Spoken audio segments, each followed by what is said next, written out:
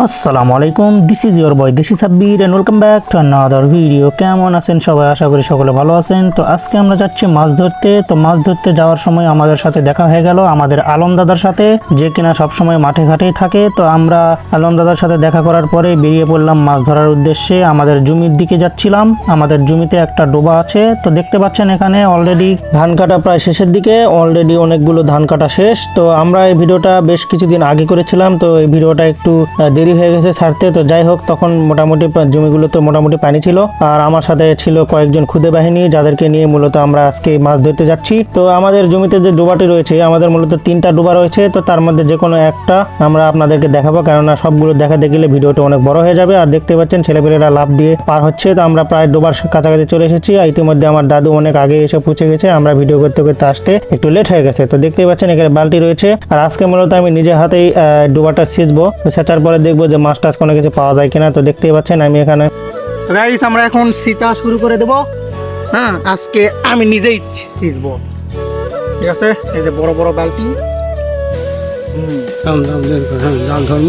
জাল ধরা লাগবে না, এখন এখন যেভাবে আছে ওইভাবে চলুক।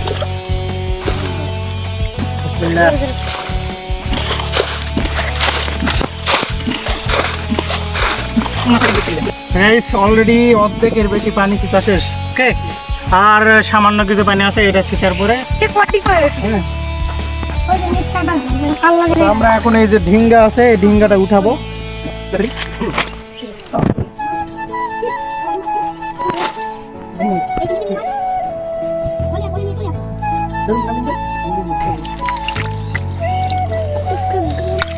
বড় কই আম্মা? ওরে বাবা, এই যে আমাকে দেশি মাছ কত বড় কই এটা? দেশি। ধরো ধরো ধরো ধরো, প্যাকেট ধরো। দেশি সব আছে। প্যাকেট এই সব দেশি বিদেশি। কানো ছোটে নেই, দেশি বিদেশি। ধর গিয়া কত বড়? ये देखो, সবার শেষে একটা ঘাটলান দেওয়া লাগে। ঘাটলান দিলে হয় কি, যেগুলো মাছ কাদর মধ্যে লুকা আছে সেগুলো বের হয়ে আসে, ঠিক আছে? তো আমরা একটা ঘাটলান দিব। ওকে, আগের দিনগুলোতে যখন দাদুর সাথে মাছ ধরতে যেতাম, তখন মাছ রাখার ফলেগুলো প্রায় পরিপূর্ণ হয়ে যেত। আর এখনকার সময় মাছ খুব একটা পাওয়া যায় না। এর প্রধান কারণই মূলত জমিগুলোতে অতিরিক্ত কীটনাশকের ব্যবহার, যার ফলে মাছগুলো আগেই মারা যায় আর প্রজনন তো হয় না।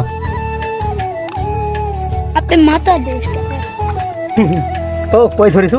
ও দেখো দেখো দেখো দেখো, একটা কই উঠছে বড় সরো, মোটামুটি চিংড়ির বাচ্চা আছে মনে হয়, কিন্তু এগুলো চিংড়ি মাছগুলো বড় হয়নি। দেখো তো বাবা, ধরে নাও আরেকটা বড় কই।